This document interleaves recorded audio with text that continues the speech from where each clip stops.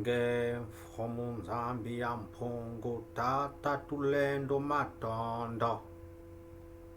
Ngene kalunga. Ngene mbumba. Ngene mpungu matondo. Hotep à toutes et à tous.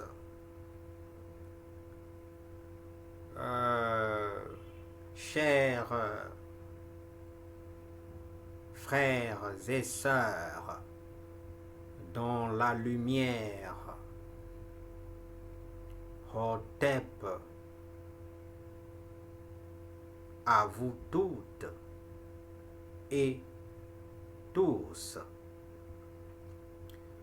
Que la paix, l'amour, la santé, autant de bonnes choses que nous recevons gratuitement de l'Esprit universel qui règne sur le monde visible et invisible, soit sur vous toutes et tous. Que sa bénédiction nous accompagne dans tout ce que nous faisons. Il y a le frère Ousmane qui a posé une question très intéressante, je dirais même une question d'actualité, parce qu'elle touche un sujet particulier lié à la sexualité. Sa question est relative, bien telle qu'il l'a formulée. Qu'est-ce qui combat les maris de nuit ou femmes de nuit? Voilà la question. La question portant sur les maris de nuit ou femmes de nuit, cette question sur les techniques de les combattre n'est pas du tout une mince affaire. C'est une question très délicate qui mérite une analyse minutieuse et technique avant d'y répondre. J'ai été pris par beaucoup de travaux, mais je vais tenter d'apporter quelques tentatives de réponse. Alors, je tiens encore à m'excuser pour le temps que j'ai pris pour répondre à cette question.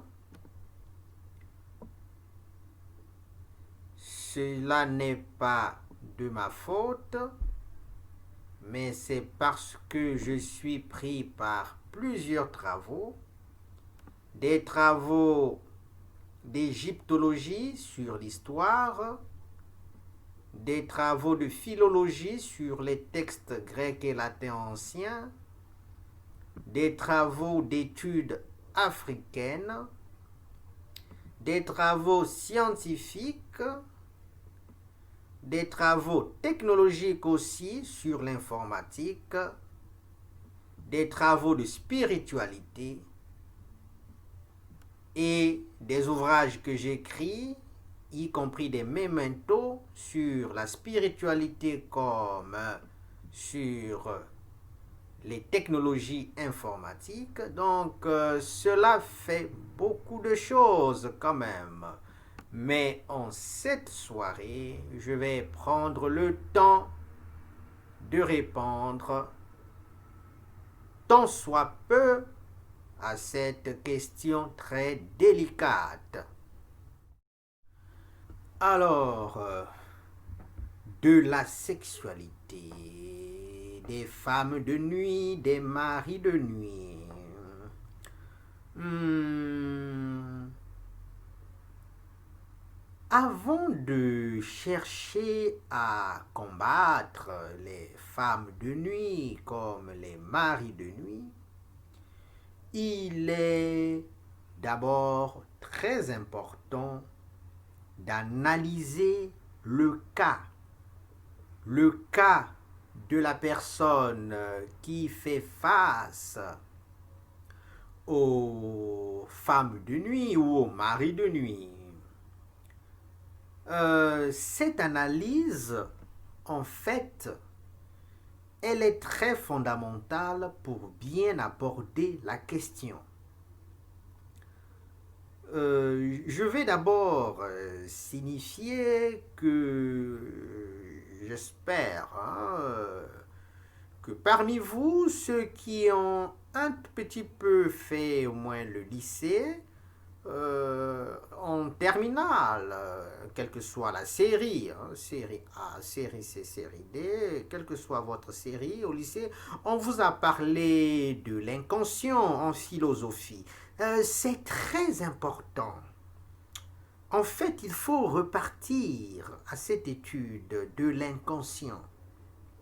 Avant de parler de femmes de nuit, de maris de nuit, il faut d'abord toucher une analyse portant sur le psychisme de l'individu. Donc, il faut questionner son inconscient.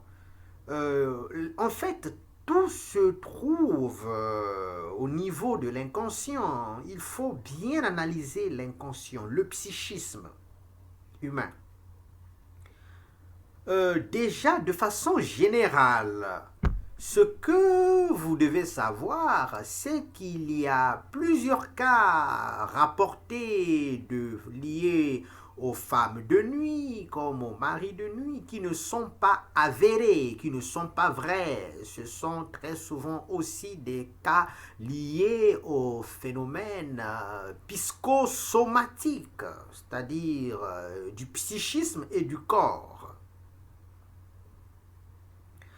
Je vais expliquer cela d'une façon très simple.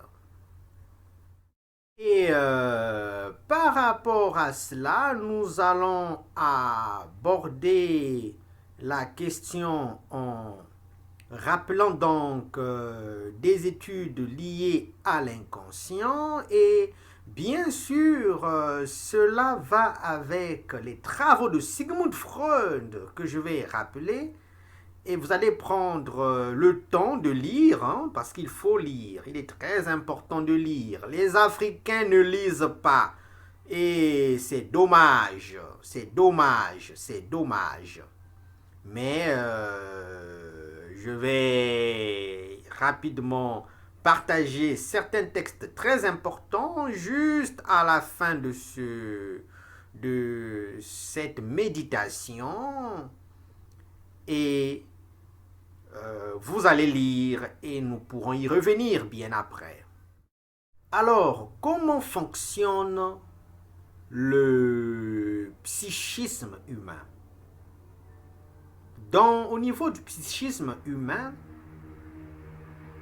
Freud a montré qu'il y a 3 instances essentielles. Vous avez le ça, vous avez le moi, vous avez le surmoi. Le ça, c'est le lieu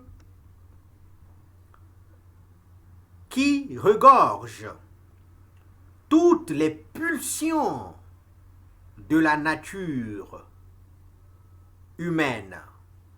C'est le lieu où vous avez, en tout cas d'une manière très enfouie, au plus profond de votre être, toutes les choses inconsciente qui aimerait se manifester, mais que vous bloquez, que vous ne laissez pas sortir. Tout cela est dans le subconscient. Le moi, c'est vous, c'est la conscience, c'est vous en tant que sujet, en tant que personne. Et le surmoi, c'est le barrage sélectif, c'est-à-dire le surmoi, c'est l'ensemble des lois, des interdits, des dogmes de la société. Je vais vous prendre un cas très simple. D'abord, il faut comprendre s'il est normal d'avoir ou de faire des rêves nocturnes, ok, ou bien diurnes, parce que ça peut se manifester aussi bien la journée que la nuit. Est-ce qu'il est normal d'avoir une vie onéreuse qui rapporte certains phénomènes liés à la sexualité?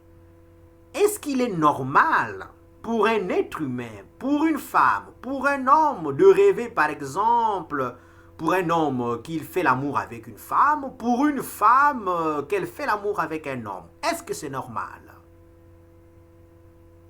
Je vous dis déjà oui que c'est normal. Cela n'a rien à voir de mystique, de spirituel. D'abord, c'est normal. Dans la plupart des cas, ce sont des phénomènes qui sont complètement normaux. C'est ce que beaucoup de personnes ignorent. On va bien détailler cette question. Ce qu'on ne vous dit pas, c'est que l'être humain est un animal vivant. Un animal vivant qui a en lui une tension sexuelle. En tout cas, lorsque déjà la période de passage juste après, en tout cas juste après la toute période de passage de la puberté, il y a la tension sexuelle qui se manifeste. La tension sexuelle, c'est une conséquence de l'énergie sexuelle qui est en l'être humain. Et il est normal que cette tension se manifeste. Surtout en Afrique où tout est tabou, il y a beaucoup de choses qui sont tabous. Déjà, dans nos écoles, on n'en fait pas assez avec l'éducation sexuelle. On doit corriger cette partie. Mais il faut déjà prendre comme premier facteur le fait qu'en l'être humain, en toute femme, en tout homme, il y a cette tension sexuelle qui est là depuis l'âge de la puberté. Et cette tension sexuelle est naturelle. Elle est divine. Elle est là pour favoriser la procréation, pour favoriser aussi la croissance. Elle est donc un élément même de la vie. C'est ça d'abord la première chose à comprendre. Alors, nous allons expliquer cela de façon pratique. Si j'en parle de façon un peu théorique, il y aura des cas qui ne vont pas être vraiment compréhensibles. Voici une femme, déjà une petite fille dès qu'elle dépasse l'âge de 12 ans, dès qu'elle dépasse la puberté, il y a de la tension sexuelle qui commence à se manifester. Et elle grandit, elle atteint 18 ans, 19 ans, 20 ans, 25 ans, elle vit seule, elle n'est pas mariée, elle est célibataire. Il y a une tension sexuelle qui est là. Une tension sexuelle qui n'est pas exploiter à bon escient une tension sexuelle naturelle qui est là.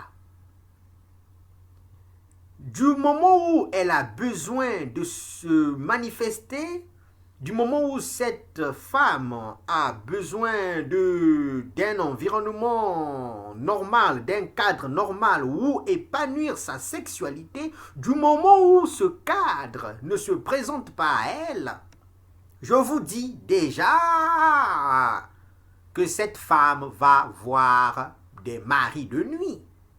C'est normal. Il ne s'agit pas des sorciers qui quittent quelque part, qui viennent vous visiter la nuit pour faire l'amour avec vous. Mais dans plusieurs cas, je ne dis pas que ces cas n'existent pas, mais dans plusieurs cas, surtout en Afrique, beaucoup de personnes le confondent, mais dans plusieurs cas, je vous dis vraiment, ce sont en tout cas des cas liés plus à la tension sexuelle, à la vie sexuelle de l'individu, que des cas de possession spirituelle véritable.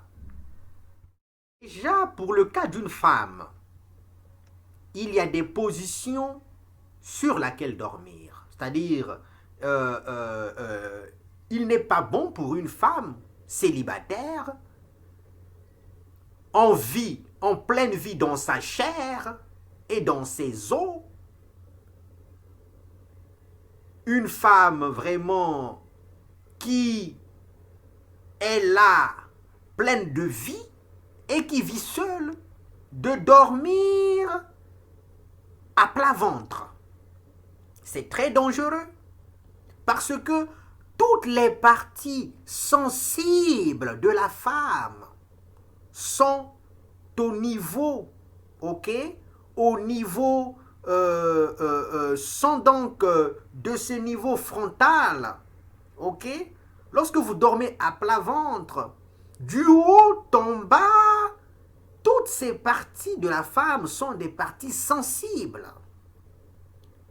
Dormir à plat ventre vous prédispose à des sensations, à des pulsions. Et je vous dis que ce n'est pas le diable ou le shaitan, ok? Parce que nous autres, les humains, nous accusons beaucoup le diable, le shaitan de ce qui se rapporte le plus souvent à nous-mêmes. Ça n'a rien à voir. C'est simplement naturel.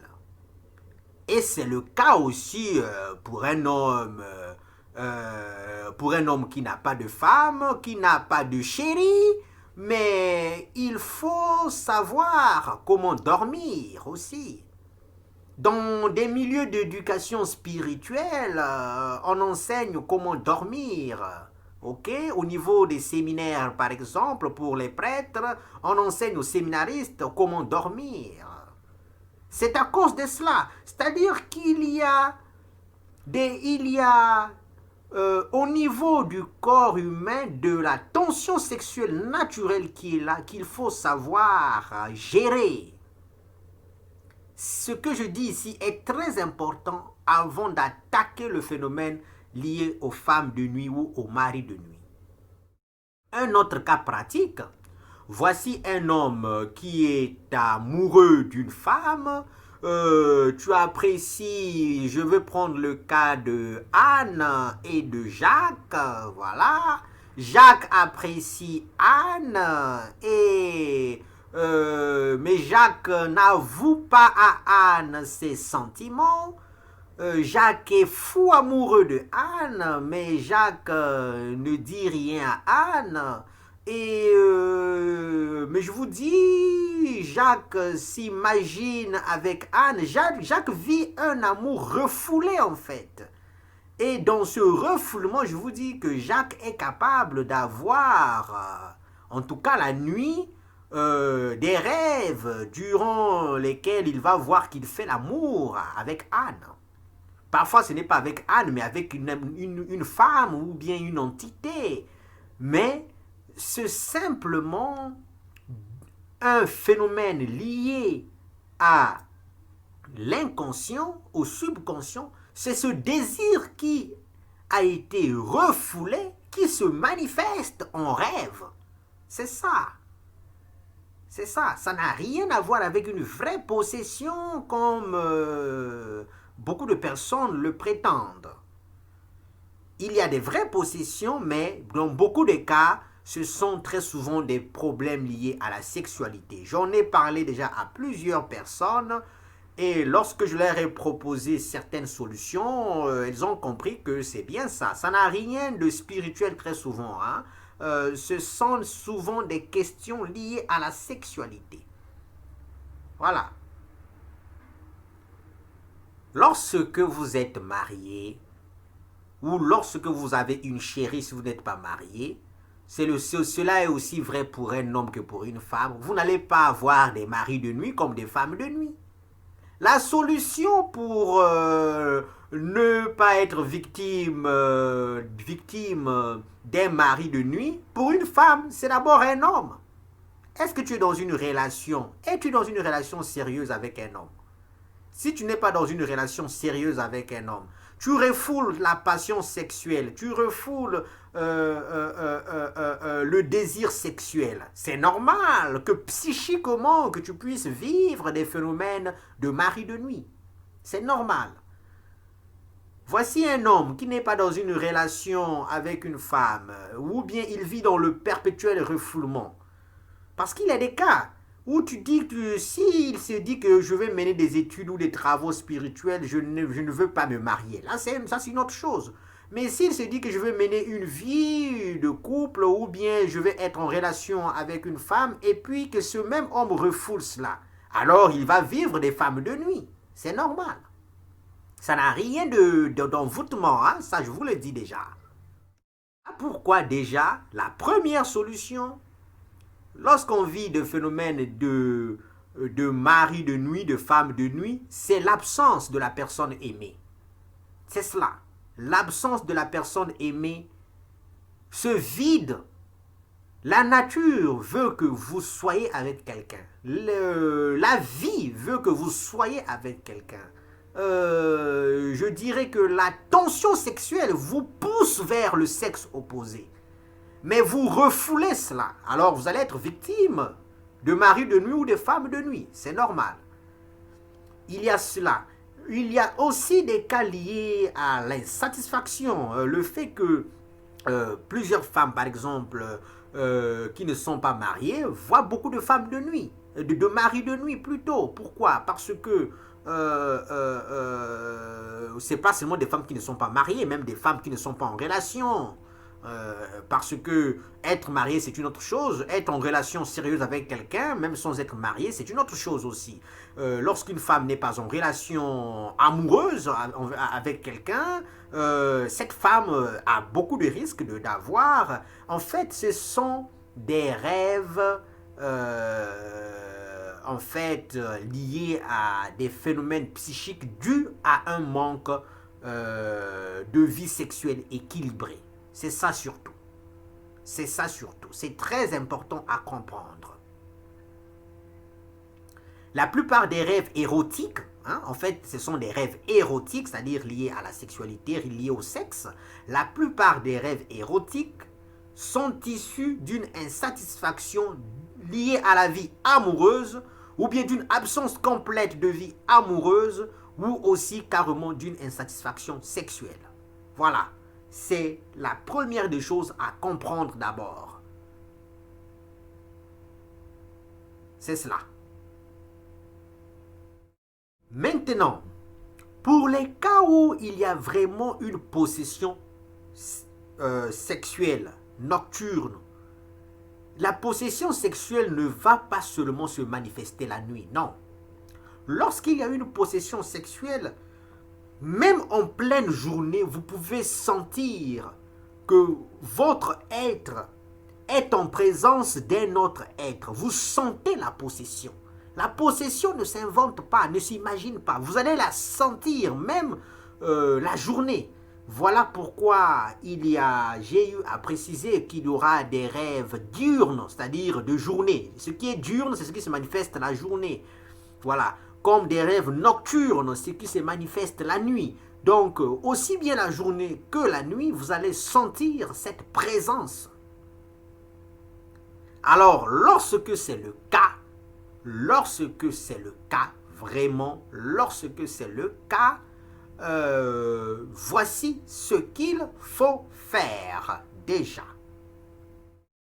Si vous êtes, je dis bien, si vous êtes dans une relation amoureuse, normale et équilibrée, si vous avez une vie sexuelle normale et que malgré ça, je dis bien malgré ça, pour un homme, tu vois des femmes de nuit, pour une femme, tu vois des maris de nuit, alors là, il y a vraiment problème. C'est déjà ça. Parce que cela doit être bien clair. Bien clair. La nature a horreur de vide. Là où il y a le vide, il y a quelque chose qui cherche à remplir le vide. Si vous n'êtes pas dans une relation amoureuse, vous n'êtes pas, vous n'avez pas aussi une vie sexuelle épanouie, et que vous voyez des maris de nuit ou des femmes de nuit, alors là, je vous recommande de chercher d'abord à corriger cette partie. Ouais, voilà. Qu'on ne vous trompe pas du tout. L'absence d'une vie amoureuse normale, l'absence d'une vie sexuelle normale peut occasionner chez un homme comme chez une femme des rêves, en tout cas érotiques. Ça, ce n'est que naturel, ce n'est que normal. Ça n'a rien à voir avec les sorciers du village, ça n'a rien à voir avec le shaitan ou le diable qui vous visite la nuit. C'est simplement naturel et c'est normal. D'ailleurs, même si vous êtes vraiment un homme bien constitué par mère nature, vivant et respirant de vie, vous n'avez pas une vie sexuelle normale, vous n'avez pas une vie amoureuse et vous ne voyez pas de femme de nuit, alors là, il faut vous inquiéter. Cela signifie qu'il y a quelque chose, qu'il y a problème quelque part. Hein? Voilà. Sauf si vous avez étudié certaines techniques pour sublimer, c'est-à-dire pour transformer autrement l'énergie sexuelle.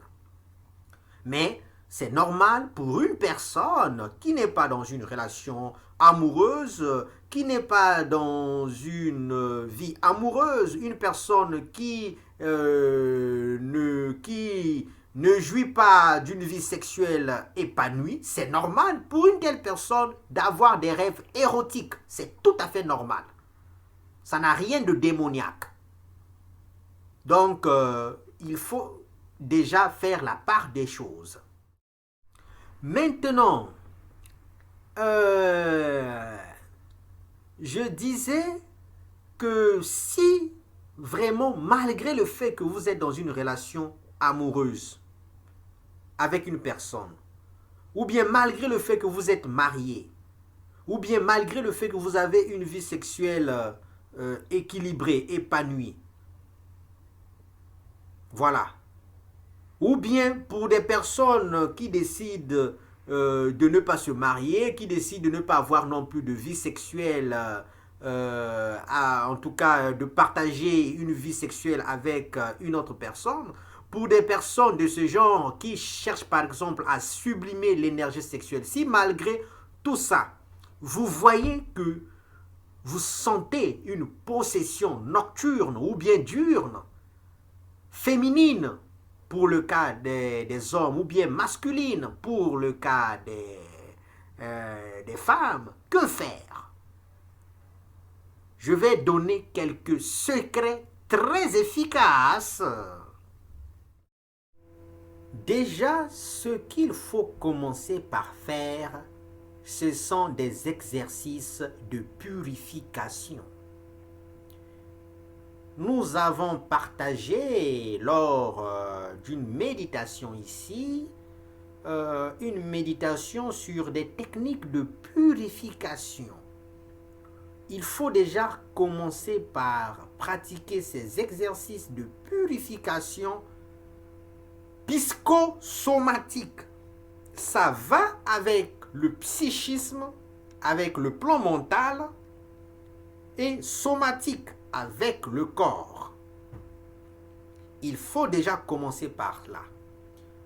Je vais donner quelques exemples simples.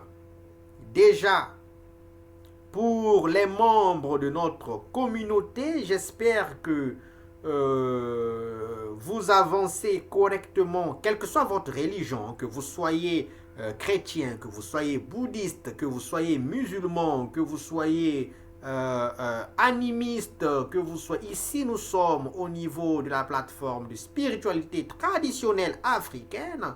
Nous appliquons les lois de la spiritualité de façon universelle et surtout nous restons focus sur les traditions des grands prêtres, des grands maîtres africains depuis l'Égypte des pharaons.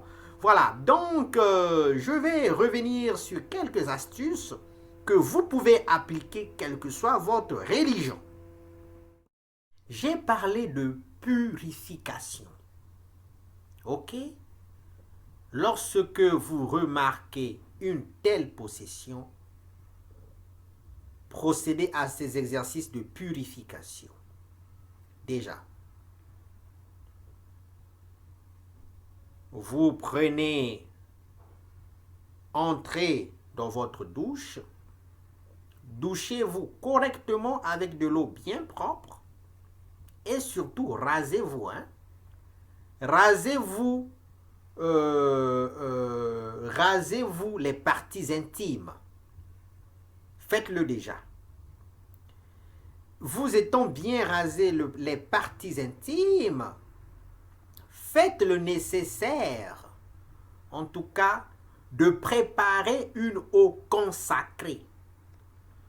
Vous allez préparer cette eau consacrée d'après la procédure que j'avais déjà décrite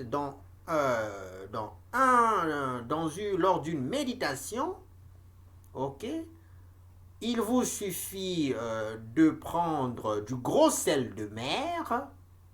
Vous mettez le gros sel de mer en tout cas une toute petite quantité, dans votre récipient de douche.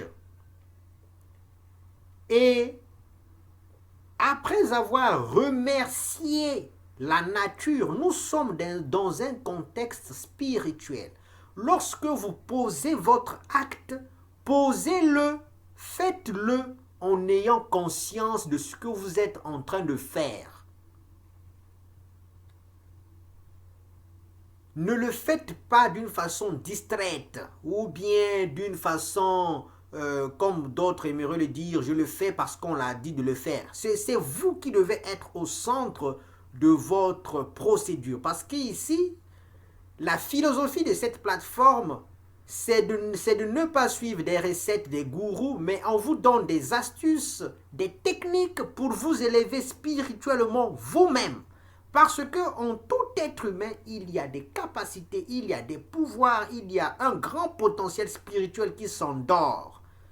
Le but de cette plateforme est de nous éveiller à travers les traditions africaines, quelle que soit notre religion. C'est ça. Parce que la spiritualité, elle est universelle. Lorsque vous prenez du gros sel, du sel de mer, ok? Du sel de mer, vous le mettez dans l'eau, ok? Faites-le avec une conscience de remerciement, d'action de grâce. Oui, l'eau vit.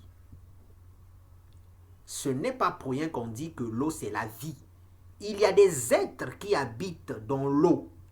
L'eau que vous voyez n'est pas vide. Le sel est plein de vie. Il y a des entités spirituelles qui sont liées au sel. Voilà pourquoi le sel est beaucoup utilisé dans plusieurs travaux spirituels. Donc, vous mettez du sel, du gros sel dans de l'eau. L'ayant fait, ok, vous prononcez des paroles d'action de grâce. Si vous êtes chrétien, vous faites un Notre Père, vous remerciez Dieu, en tout cas, vous faites une prière à la chrétienne. Si vous êtes musulman, vous prenez une sourate de bénédiction à Allah et vous faites en tout cas votre prière de remerciement. Si vous êtes bouddhiste, après avoir médité, vous bénissez cette eau dans laquelle vous avez versé du sel et vous prononcez votre parole d'action de grâce. Sentez-vous libre. Faites-le avec votre pleine conscience. Ceci est un grand secret. Lorsque cette eau est prête, douchez-vous avec. Et lorsque vous vous douchez, vous prononcez ceci correctement. De la même façon, cette eau purifie mon corps, de la même façon que l'eau spirituelle puisse nettoyer mon âme.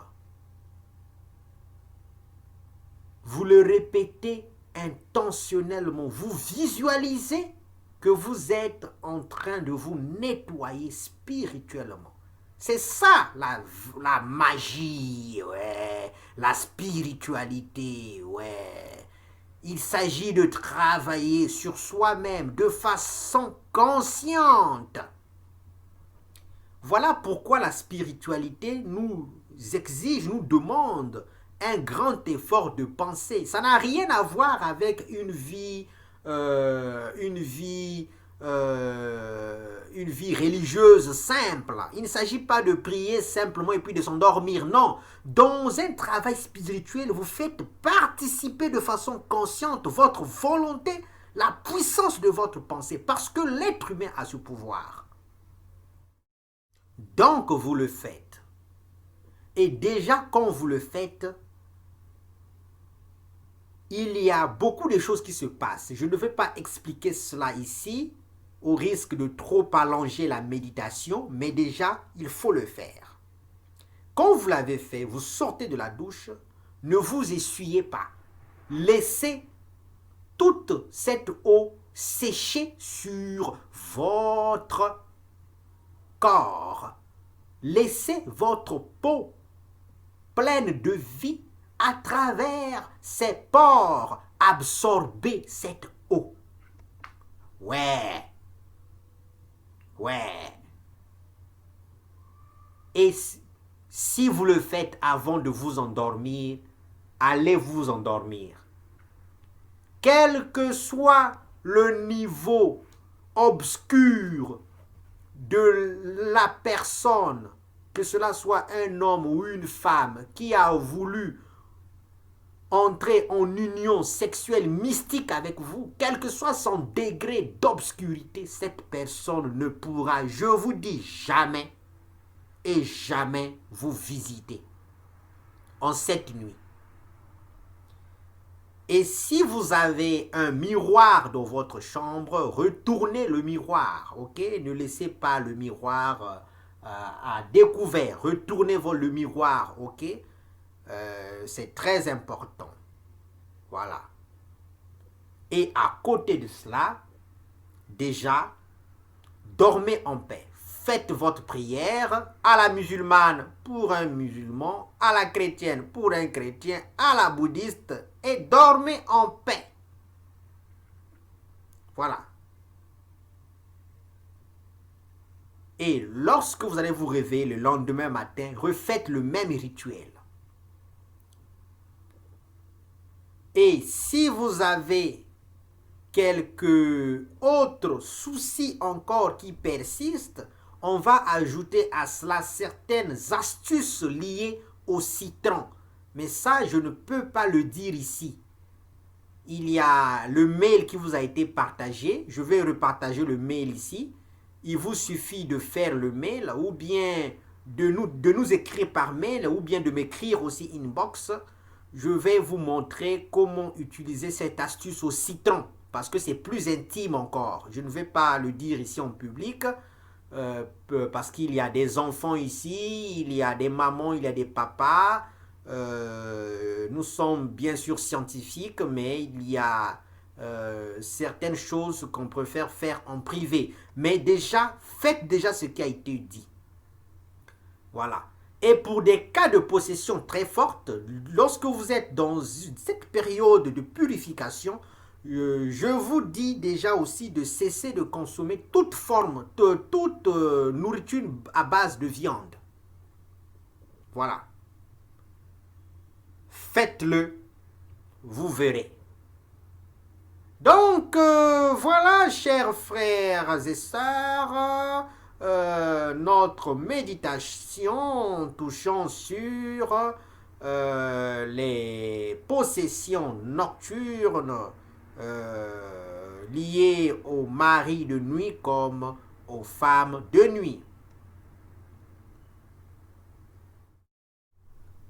Bonne nuit à toutes et à tous, et surtout que la lumière universelle de Homunzambi Ampungu Tata Tulendo soit sur tous les membres de notre communauté et emplisse toutes les personnes auxquelles nous pensons avec beaucoup d'amour. Hotep à vous toutes et tous. Donc, faites cette méditation correctement, ok, quelle que soit votre religion. Et pour nos mantras de spiritualité traditionnelle africaine, la solution également, c'est durant ce travail de méditation, vous dites 12 fois Fumunzambi Yampungu Tata Tulendo Kumbumba. Vous le dites 12 fois. Et à côté de cela, vous faites cette méditation durant une période de 21 jours. Je vous dis que vous allez voir des choses formidables se manifester et votre être se libérer possession. Maintenant, bien sûr, toujours, pour les membres de notre communauté, ne pas oublier les règles solariennes que nous appliquons toujours au matin. Dès que vous vous réveillez, l'instinct numéro 1, se rappeler ce que vous avez vu la nuit. J'avais déjà eu à signifier que beaucoup de choses se passent la nuit et comment travailler la conscience pour pouvoir ne plus rêver comme le commun de mortels, mais développer votre psychisme pour recevoir les messages divins et comment animer, contrôler, diriger votre vie en fonction de ces messages divins. Donc, c'est là qu'intervient l'importance de bien contrôler ce que vous voyez la nuit. Et cela se passe juste après votre premier réveil. Après l'avoir fait, quand vous descendez de votre lit, posez toujours le pied droit comme étant le premier pied à poser au sol. et vous dites de façon consciente, Fumunzambi yampungu tata tulendo matondo. Quand vous l'avez fait, vous dites Fumunzambi yampungu. Je te rends grâce de m'avoir donné la vie et la santé. Remplis mon cœur d'amour. Donne-moi la force d'accomplir ta volonté, afin que toutes mes actions soient pour ta gloire et en ton nom. Dites-le en votre langue. Si vous êtes baoulé, dites-le en baoulé. Vous êtes Congo, dites-le en Congo. Vous êtes Peul, dites-le en Peul. Ne pensez pas que vos langues n'ont pas de valeur. Les langues africaines sont nanties d'une puissance de vocalisation unique. Dites-le dans votre langue. Et l'ayant fait, allez vous laver les mains et le visage. Après avoir fait cela, si en cette matinée, à l'instant T, vous voyez le soleil se lever, ne ratez pas votre salutation de soleil. Allez saluer le soleil plein de vie qui se lève, qui emplit son système de vie. Allez saluer ce soleil sans lequel il n'y aurait point de vie sur terre. Allez le saluer. Regardez le soleil comme si vous le voyez pour la première fois.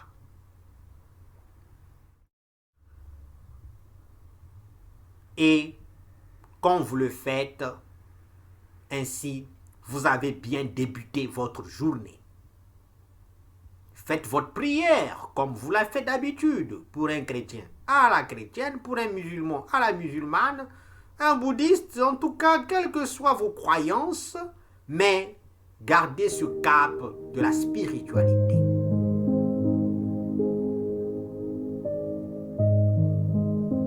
Bonne méditation à toutes et à tous.